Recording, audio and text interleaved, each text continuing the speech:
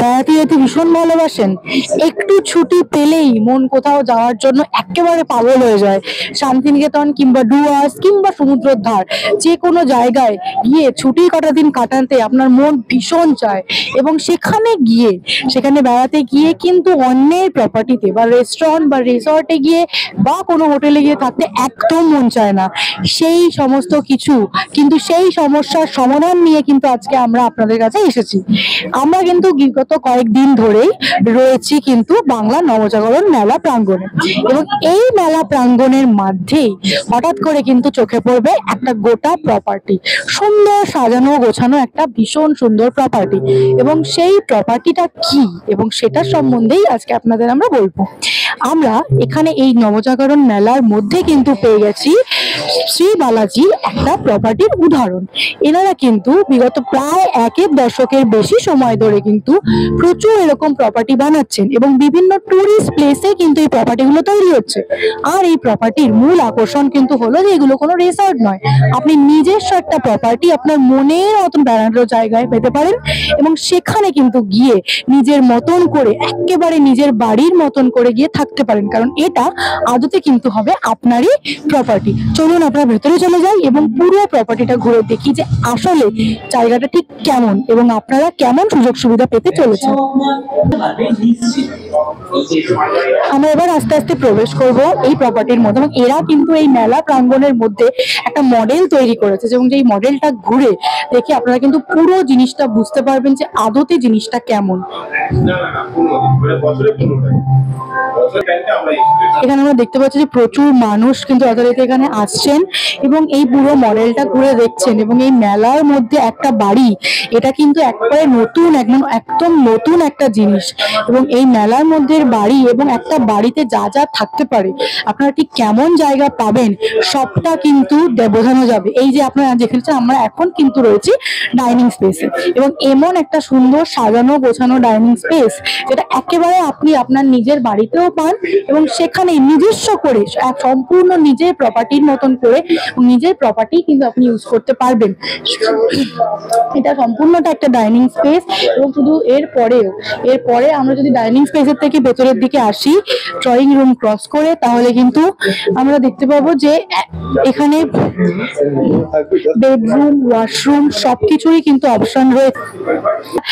এই দেখুন, ভাবুন একটা মেলার মধ্যে এমন একটা কিন্তু একদম বেডরুম, আপনি এরকম একটা বেডরুম পেয়ে যাবেন। এই বেডরুমটা কিন্তু একটা মডেল বেডরুম, এবং এই ঠিক ওই বাংলোরই আদলে তৈরি করা এই মডেল, যাতে আপনারা দেখে বুঝতে পারেন, ওখানে না গিয়ে শুধুমাত্র এই মেলায় এসে আপনারা এই পুরো বিষয়টা দেখে কি যাতে বুঝতে পারেন যে আদতেও জায়গাটা কেমন হতে পারে।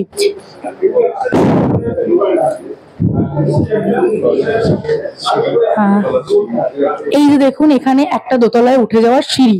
ভাবা যায় একটা মেলার মধ্যে এত সুন্দর করে একটা গোটা বাড়ির মতো, লোকে কিন্তু ঢুকে প্রথমে বুঝতেই পারবে না যে এটা কোনো মডেল।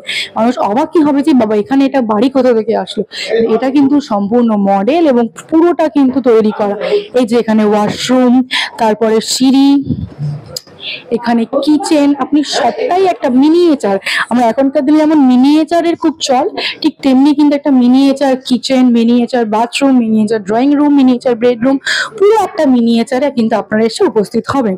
এবং এর সম্বন্ধে আরো বিস্তারিত আমরা জেনে নেব, এর বাকিটা পুরোটা কিন্তু আমরা দেখে নেব, পুরোটা সম্বন্ধে আরো বিস্তারিত জেনে নেব স্বয়ং শ্রী বালাজির কর্মধার বানব পালের সাথে। চলুন আমরা কথা বলিনি এবং ওনার কাছ থেকেই জেনে নিই ওনার এই অভিনব উদ্যোগের সম্বন্ধে। মানববাবু, একটা ডুয়ার্সের চমৎকার একটা প্যাকেজ আমরা দেখলাম, আপনার স্টলে প্রচুর লোক আসছে এই 5 দিন ধরে দেখছি। বন বাংলো, ডিটেলসটা একটু বলবেন? বন বাংলো হচ্ছে ডুয়ার্সে আমরা এই নতুন প্রজেক্টটা লঞ্চ করছি, বন বাংলো ডুয়ার্স। মূর্তি থেকে মাত্র 10 মিনিট, সারাদিন কাঞ্চনজঙ্ঘা বাড়ি থেকে দেখা যায়, surrounded by all tea gardens, national forest আমার বাড়ির সঙ্গে লাগবো। তো এইরকম একটা মনোরম পরিবেশে সেকেন্ড হোম, দ্বিতীয় বাড়ি, তাও আবার এরকম লাক্সারি বাংলো, সেটাও এত অ্যাফোর্ডেবল, মানে নিজের বাড়ি, নিজের জমি, নিজের বাড়ি সবটা নিয়েও 50 লাখ 52 লাখের মধ্যে আমরা বাংলো দিয়ে দিচ্ছি। সো অভূতপূর্ব সাদা, আপনি দেখতেই পাচ্ছেন আমরা এখানে 3 দিন একটা গোটা বাংলো বাড়ি দাঁড় করিয়ে দিয়েছি। তো এটা something was very so unique যে কেউ সেটা ভাবতেই পারেনি যে এরকম একটা কিছু হতে পারে বা এরকম সম্ভব আদৌ। যখন বাকি সবাই দেখে, এটা দেখে তো শুধুমাত্র বাংলা দেখে যে তারা অবাক হচ্ছে তা নয়, এই এদিকে দাঁড় করানো হয়েছে জিনিসটা, এটা দেখেও লোকের কাছে খুব একটা ব্যাপারটা মনোগ্রাহী হয়ে উঠেছে। এবং এই এত সারা আমরা পেয়েছি একটা বিজনেস হাউস হিসাবে, এটাই আমাদের কামনা, এটাই আমাদের প্রাপ্য, যে লোকে ভীষণ অ্যাপ্রিসিয়েট করছে, আমরাও জিনিসটাকে খুব ভালোভাবে নিতে পেরেছি। সেটা নিয়ে আমাদের মনে আর কোনো সংশয় নেই। বনবাংলো সাংঘাতিক রকম সফল হয়ে গেছে এই মেলায়। আপনি তো উদ্যোগপতি, উদ্যোগী বাঙালি, মানে এই ভাবনাটা, এই যে এই কনসেপ্ট, হ্যাঁ, মানে বাঙালিরা ব্যবসা করতে পারে না এরকম একটা বলা হতো আর কি, কিন্তু আপনি অন্য ধাঁচে যে ব্যবসাটা শুরু করেছেন এবং সারাও করেছেন, এই ভাবনাটা আপনার কিভাবে এলো? এই ভাবনাটা বলতে দেখুন, হ্যাঁ, বাঙালি ব্যবসা বিমুখ এটা আমরা জানি, সবসময় আলোচনা করছি, কিন্তু এই ভাবনাটা কিন্তু এরকম নয় যে আমার আজকে প্রথম এসে, আমি তো প্রায় 17 বছর হয়ে গেল ওই ট্রেডে। তো প্রথম দিন থেকেই ব্যবসা করা বা একটু ব্যবসায়িক ডিফারেন্ট কিছু ভাবা, এটা আমার মনের মধ্যে সবসময় আমাকে কামড়ে বেড়াতো। তো সেখান থেকে পান্থনিবাসের, পান্থনিবাসের সকলেই জানে, পান্থনী শান্তিনিকেতন রয়েছে, এই ডুয়ার্সেও পান্থনিবাস আছে। এবার আমরা দীঘাতে আসছি, রায়চকে, মায়াপুরে এবং মন্দারমণিতেও আমাদের প্রজেক্ট আসছে, পুরীতেও আমাদের একটা ইনিশিয়েটিভ আছে। তো সেখান থেকে এই যে second home, affordable second home, Bangali তো ঘুরতে ভালোবাসে, যদি ঘুরতে পারি আমরা জানি বাঙালি, মানে একটা লোক তার পুরীতে, তার একটা বাঙালি পুরীতে মানে লাইফে 50,000 চলে গেছে। হ্যাঁ, দার্জিলিং এ তো সে মনে হয় স্বপ্নেও দার্জিলিং এ থাকে। তো সেই যে কনসেপ্ট যে বাঙালি যখন ঘুরতে এত ভালোই বাসে, এই প্রিয় জায়গাগুলো যদি একটা বাসস্থান করে দেওয়া যায়, এখন সেখান থেকে এই চিন্তা ভাবনা আসা। আর শুধুমাত্র বাঙালি নয়, আমি বাঙালি বলে আপনাকে হয়তো ভুল বলছি, আপামোর জনতা, হ্যাঁ, তারা প্রত্যেকেই এই যে কনসেপ্ট, এটাকে এত ভালোভাবে নিয়েছে বলেই আজকে আমার প্রজেক্টগুলো এত সফল। লাস্ট প্রশ্ন যেটা হচ্ছে যে আপনার মাত্র 43 বছর বয়স, যে জায়গায় আপনি পৌঁছে গেছেন, নতুন প্রজন্মকে আপনি ব্যবসামুখী করার জন্য কি পরামর্শ দিতে পারেন? একটাই পরামর্শ, সেটা হচ্ছে যখন যেটাই ব্যবসাটা করবে বা যেটাই করতে চায়, সেটা যেন তার প্যাশন হয়।